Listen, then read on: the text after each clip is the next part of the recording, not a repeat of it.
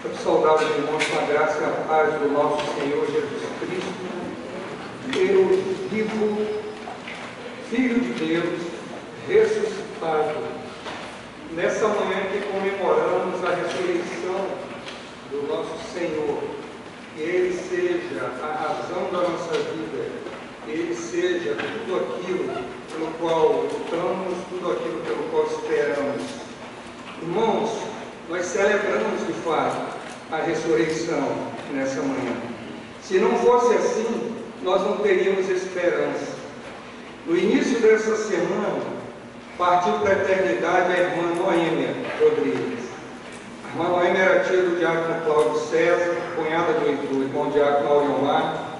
Esteve conosco aqui na igreja, era membro da igreja, serviu ao Senhor aqui conosco por muito tempo. E está nos braços do Senhor. Se nós não temos esperança na ressurreição, nós não podemos dizer, nós não podemos afirmar que a irmã Noêmia está com o Senhor.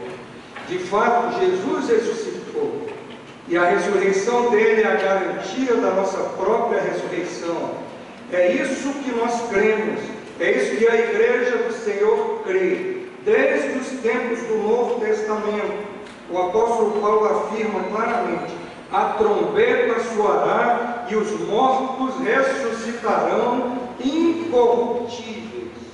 Todos os antigos credos da igreja falam a respeito da crença na ressurreição do corpo. Nós seremos de fato ressuscitados. Devemos pregar isso, devemos testemunhar disso na nossa vida diária. Irmãos, eu quero convidá-los a ler um versículo da Palavra de Deus, que é, talvez, um dos menores versículos da Bíblia.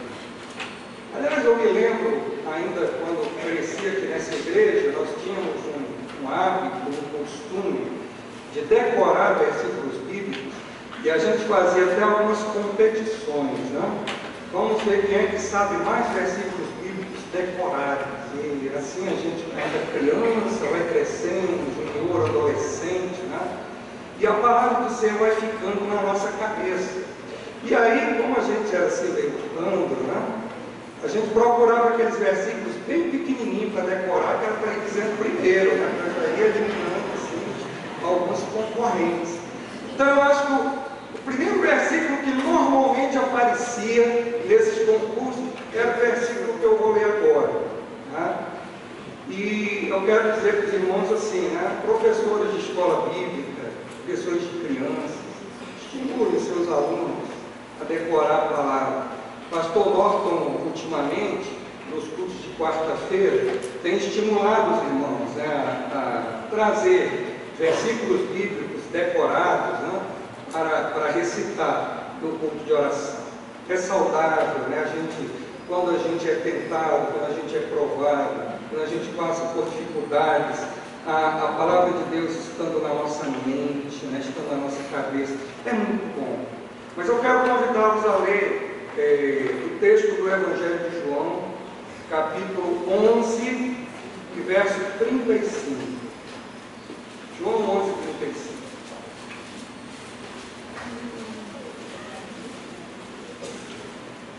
Dizem que nos pequenos frascos, né, se concentram maravilhosos perfumes, e com esse versículo não é diferente.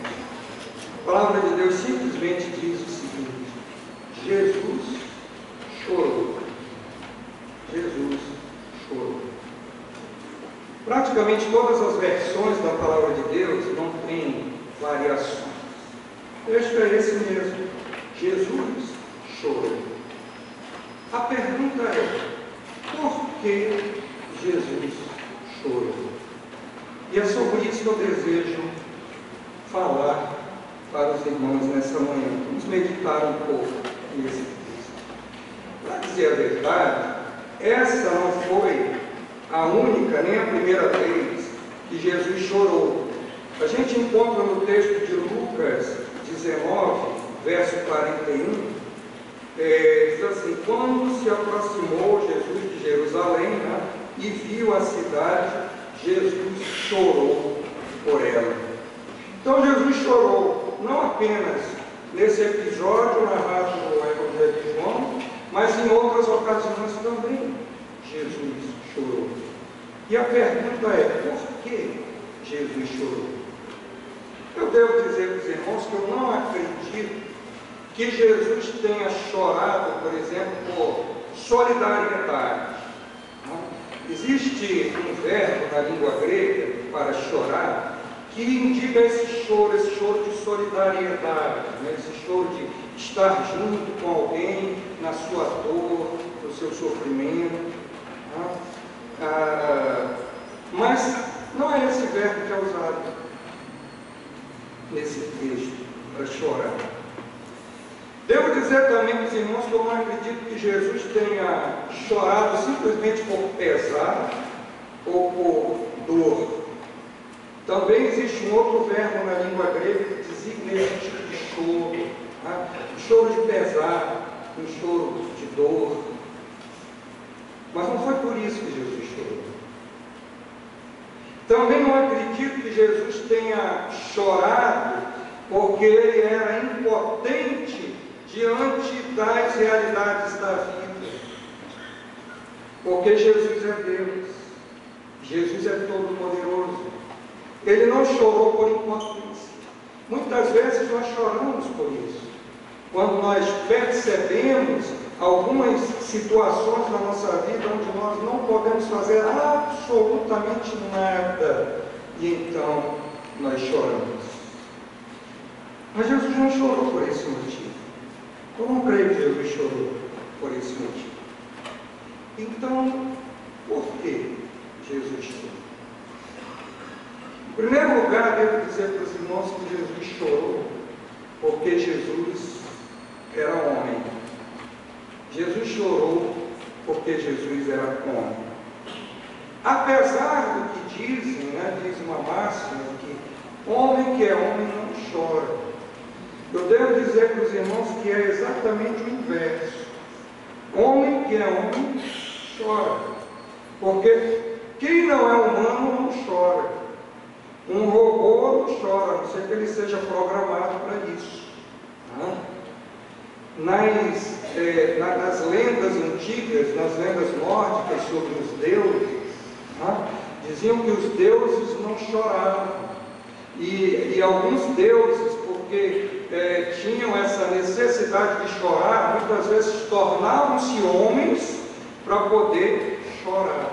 Mas as lendas dizem que deuses não choram, mas homens choram. Seres humanos choram. Quando eu falo de homens aqui, homens e mulheres, seres humanos choram. E Jesus era um ser humano, por isso ele chorou. E aí você pode dizer assim, bem, todo mundo sabe disso. Olha, a Bíblia diz que Jesus é homem, Jesus foi um ser humano. Enfim, qual é a importância disso? Eu devo dizer para os irmãos que muita gente não acredita que Jesus foi um ser humano. Chorar é humano. Durante essa semana nós talvez tivemos a oportunidade de chorar algumas vezes. Ontem pela manhã nós estávamos chorando junto com a família da irmã Arruda, pela perda de uma pessoa muito querida relacionada à família da nossa irmã. Nós estávamos ali chorando. Por quê? Porque chorar faz parte da nossa experiência como seres humanos. O ser humano tem emoções que eventualmente o levam a chorar. Às vezes são emoções contrastantes. Nós podemos até chorar de alegria, mas a maioria das vezes nós choramos de tristeza. Nós podemos às vezes chorar de revolta por causa das situações que nos cercam. Às vezes choramos por causa de medo, também por causa de algumas situações que nos cercam. Choramos às vezes também de saudade, e às vezes choramos por ansiedade. Emoções que nos levam a chorar. Jesus chorou, primeiro porque ele era tão humano quanto nós somos, Portanto, ele também experimentava emoções humanas como as nossas próprias emoções. Em um sentido, nós podemos dizer que Jesus era até mais humano do que nós, porque a Bíblia diz que ele foi um homem perfeito. Nós somos homens sujeitos ao pecado. Desde que Adão e Eva pecaram, nós estamos sujeitos ao pecado. A nossa humanidade é uma humanidade decaída, mas a humanidade de Jesus era uma humanidade perfeita. Ele era homem no exato sentido da palavra. Ele era um ser humano perfeito, completo. Aliás, o único assim. Ideias erradas sobre a humanidade de Jesus perpassam toda a história da igreja. Desde o iniciozinho da história, algumas pessoas se levantaram para dizer que Jesus não era homem coisa nenhuma. Por exemplo, gnosticismo. O gnosticismo é uma doutrina que iniciou bem no iniciozinho, quase junto com o cristianismo, que existe até os dias de hoje, inclusive aqui na nossa cidade. Os gnósticos dizem que Jesus não era um ser humano. Jesus apenas parecia um ser humano. Ele era um espírito mais, vamos dizer assim, mais evoluído, mais perfeito do que a maioria dos espíritos. Então, ele podia ser percebido como um ser humano, mas na realidade ele não era um ser humano. Por quê? Diziam eles. Bem, se Jesus tomasse uma forma humana, ele teria um corpo material. E para os gnósticos, a matéria é má. Então, só o fato de Jesus ter se tornado humano, ele já se tornaria sujeito ao pecado. E eles dizem, então, Jesus não pode ter sido um ser humano. Jesus era um espírito, parecia um ser humano. Mais tarde, um bispo da Síria, chamado Apolinário, mais ou menos pelo século IV, ele dizia o seguinte, diz, olha, Jesus podia até ter um corpo humano, mas na realidade a sua alma e a sua mente eram divinos. Então esse corpo humano não fazia nenhuma diferença no relacionamento dele com as pessoas. Ou seja, para o Apolinário, Jesus era meio homem e meio Deus. Era uma coisa assim, era uma coisa intermediária entre o homem e Deus. Mas teve um outro camarada chamado Eutiques, que mais tarde também começou a pensar mais ou menos assim como o Apolinário. E ele dizia o seguinte, que a natureza humana de Jesus, se é que ele tinha alguma, havia sido totalmente absorvida pela natureza divina do Espírito de Jesus. E gerava aí um ser intermediário entre os homens e Deus. Então Jesus nem era homem, nem era Deus. Pensamentos esquisitos, pensamentos estranhos à palavra de Deus. Porque a Bíblia afirma exaustivamente que Jesus é Deus. Jesus é o Filho de Deus. Ele é Deus perfeito. Ele é Deus completo. Mas Jesus também afirma claramente a plena humanidade de Jesus Cristo.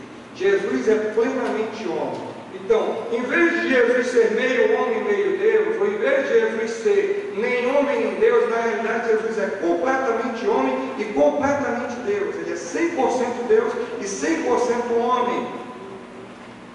A palavra de Deus é clara, lá em João 1,14, diz assim, o verbo se fez carne, o verbo é Jesus Cristo. O verbo se fez carne como nós, habitou entre nós, cheio de graça e de verdade. E nós vimos a sua glória como a glória do unigênito do Pai.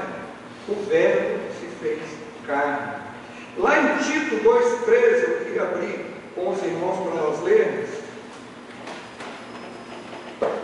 Carta de Paulo a Tito, capítulo 2, e versículo 13. O apóstolo Paulo diz assim, aguardando a bendita esperança e o aparecimento da glória do nosso grande Deus e Salvador, Cristo Jesus. Jesus Cristo é Deus, Jesus Cristo é homem. Como homem, Jesus chorou, e chorou porque ele era homem. chorou porque ele era 100% humano, completamente homem. Se você é um ser humano, eventualmente você também chora. Eu choro de vez em quando. A questão é, quais são os motivos que o levam a chorar? Você chora de tristeza pelos seus pecados? Você chora de tristeza pelas coisas erradas que você faz? Ou você chora somente como uma criança que deseja um brinquedo que não é satisfeito? Você chora pela desgraça daqueles que não são salvos? Ou você simplesmente chora porque acha que Deus não atende às suas orações? Jesus chorou. Jesus chorou porque ele era homem, mas mais do que isso. Jesus chorou também por indignação. Jesus chorou por indignação. Antes do texto que lemos, aqui no verso 33, diz assim, né, quando as irmãs de Lázaro chegaram, porque esse texto completo é o episódio a respeito da chamada ressurreição de Lázaro, né? E quando Lázaro tinha morrido e as irmãs chegaram, e Jesus disse para uma delas assim, ao vê-la chorando, e também os judeus que acompanhavam, Jesus comoveu-se profundamente no espírito e, abalado, perguntou-lhes: onde o pusestes? É interessante que essas palavras, na maioria das versões em português, elas são bastante suavizadas. Tá? Eu anotei aqui algumas versões diferentes para esse mesmo texto.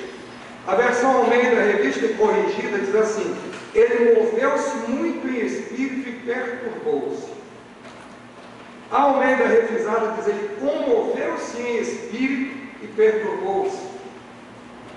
A versão da Sociedade Bíblica Britânica diz: ele gemeu em espírito e perturbou-se. A Bíblia do Peregrino diz: ele estremeceu por dentro.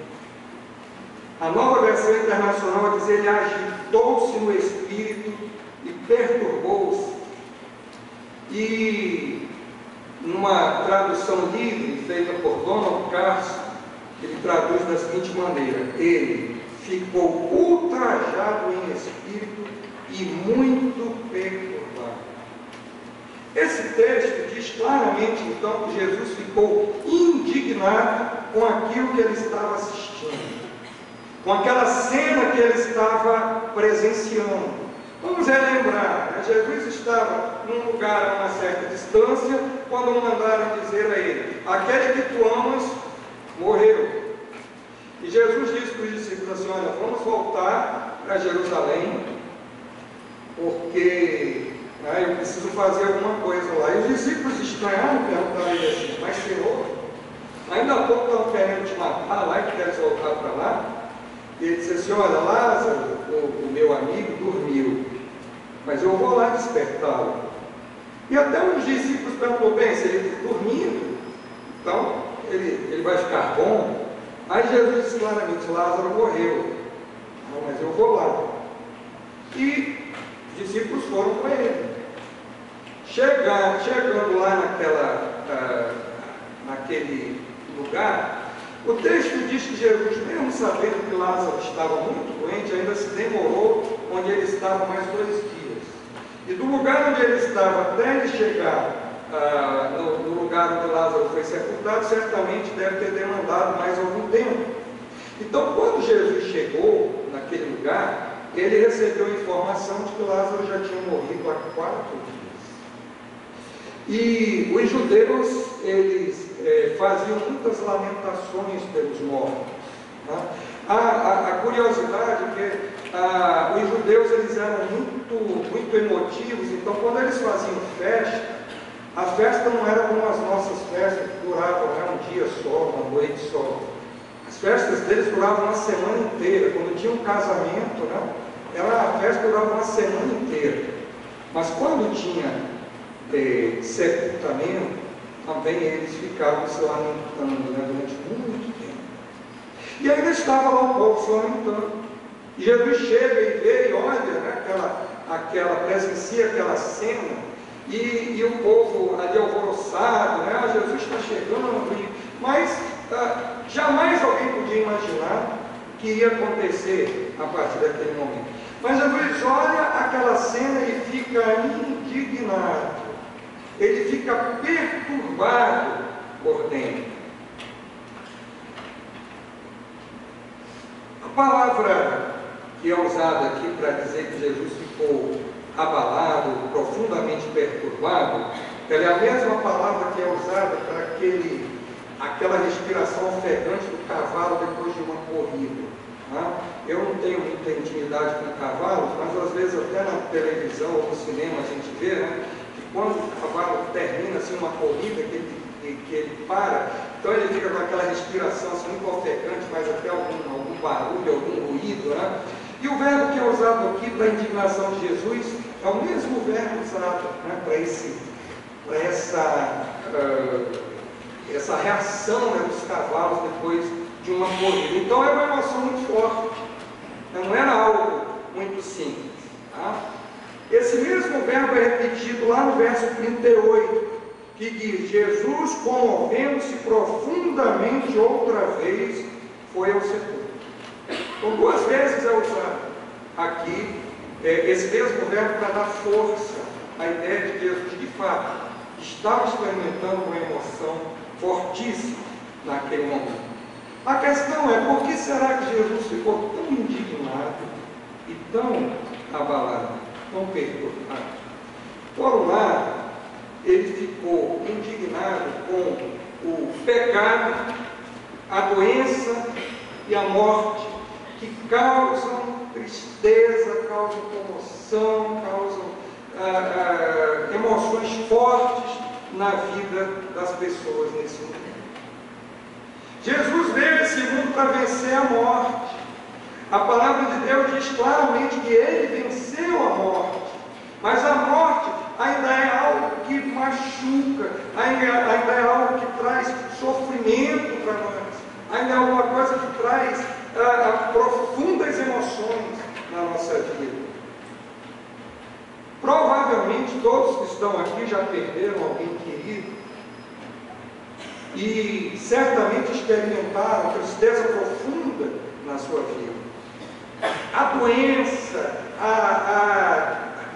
os acidentes, a morte causam de fato, né, emoções profundas na nossa vida, causam tristeza, causam abalo. E Jesus, olhando para aquela situação, ele percebe tudo isso. Jesus não é insensível. Mais uma vez, Jesus era um ser humano como nós, que percebia a tristeza das pessoas. E não só percebia, mas compartilhava a tristeza das pessoas. Jesus, quando chegava junto de uma pessoa carente, necessitada, né, um aleijado, um cego, alguém profundamente em dificuldades, ele se compadecia das pessoas. A palavra diz que ele se compadecia, ele chegava junto, ele tocava pessoas que não podiam ser tocadas, leprosos que deviam ficar distantes da comunidade, porque não podiam ser tocados, não podiam conviver com as pessoas, e Jesus chegava lá e tocava.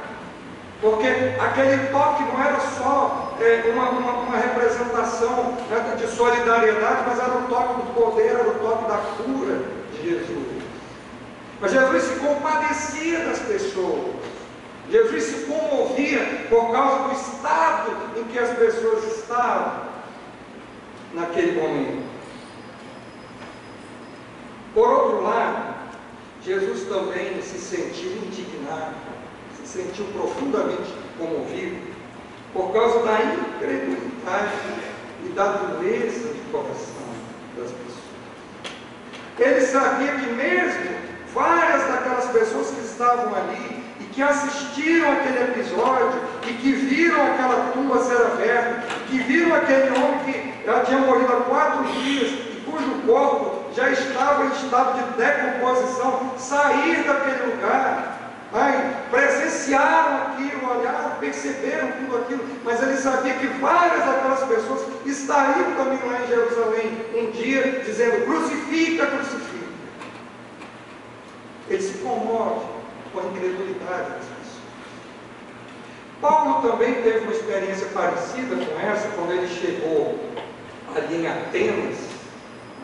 Diz que Paulo chegou em Atenas, começou a andar no meio daquelas imagens de deuses ali, e o texto de Atos capítulo 18, verso 16, diz que Paulo se indignou muito, ao ver todas aquelas imagens ali, quer dizer, um povo que parecia tão religioso. Ele mesmo diz, varões atenienses, vejo que em tudo, pareceis assim muito religiosos, mas apesar de toda a religião, prevalecia a incredulidade. Paulo se indignou com aquilo também.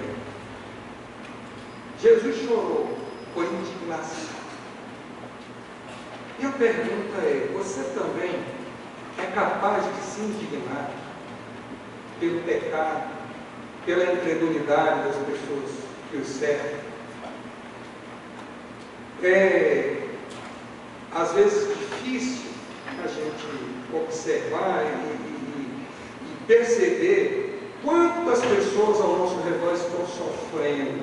Às vezes nós somos impotentes para resolver certas situações, mas muitas vezes há coisas que nós podemos fazer, e a Bíblia diz que aquele que sabe fazer o bem e não faz, isso está pecando. Talvez o primeiro requisito para a gente fazer alguma coisa é a gente reaprender a se indignar contra a situação que muitas pessoas vivem, especialmente a situação de incredulidade das pessoas. Mas nós podemos dizer também que Jesus chorou porque ele teve compaixão daquelas pessoas. Jesus se compadeceu de cada uma daquelas pessoas. Jesus chora porque vê o desespero na vida de tanta gente que não tem esperança, que não entende o que é a ressurreição. Para muitos a ressurreição é simplesmente um conceito.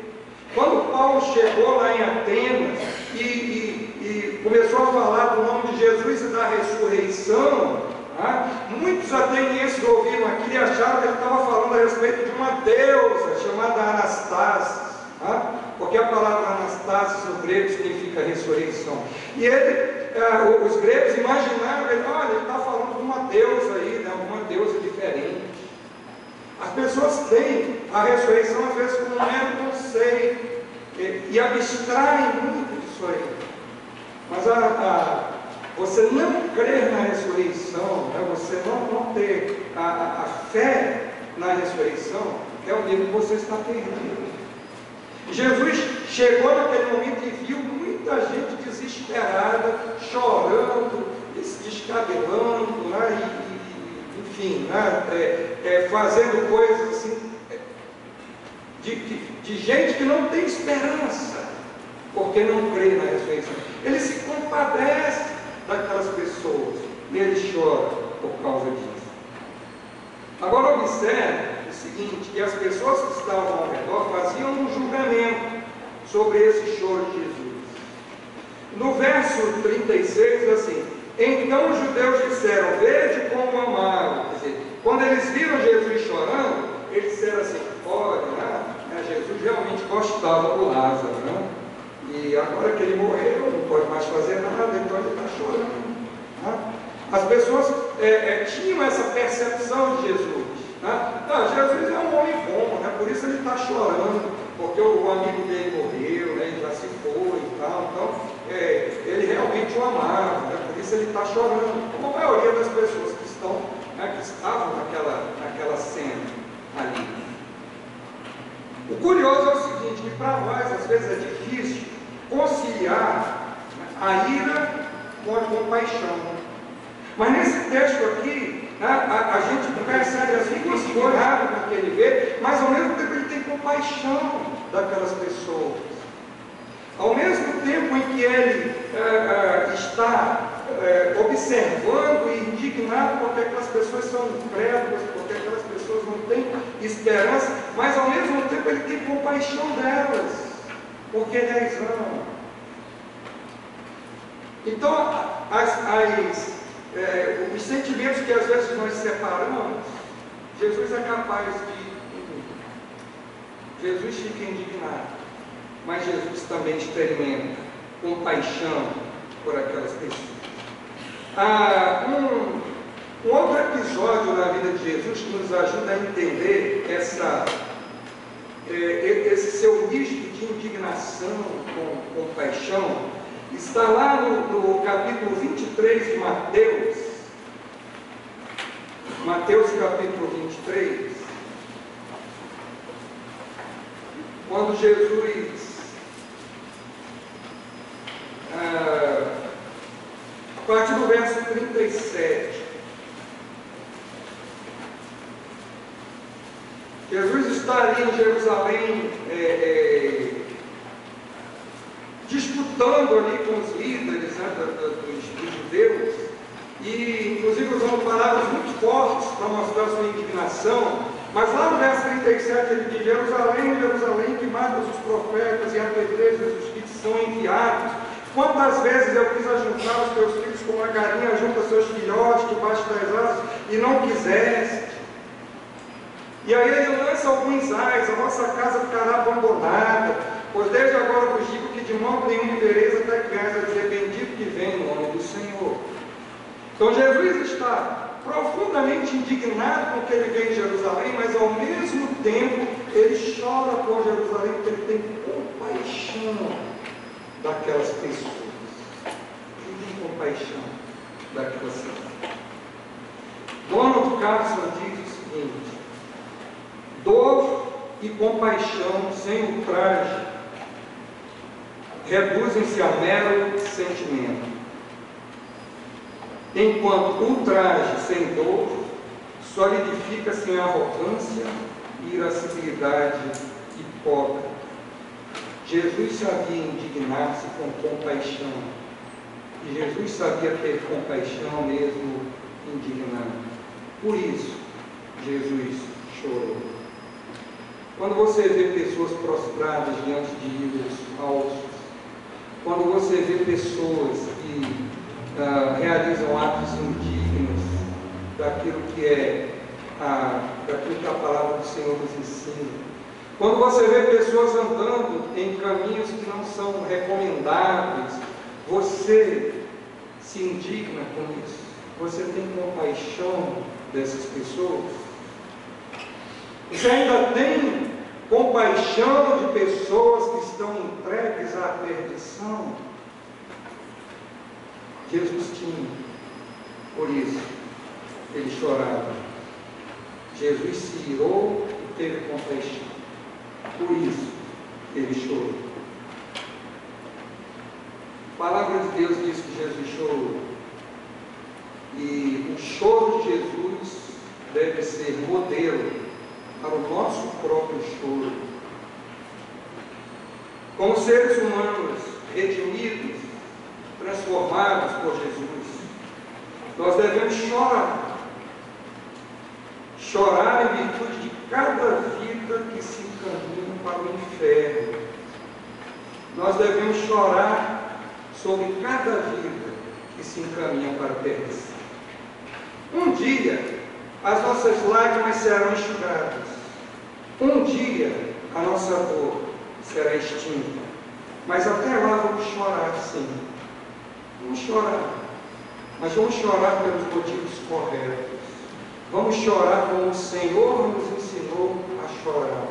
Vamos chorar pelas coisas certas. Não vamos chorar de birra, não vamos chorar de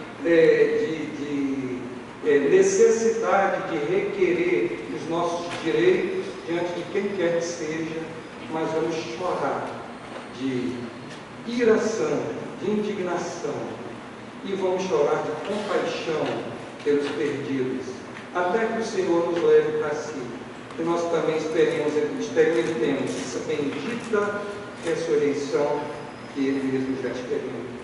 Que o Senhor nos abençoe, Desejo a cada um dos irmãos um domingo de reflexão na palavra do Senhor.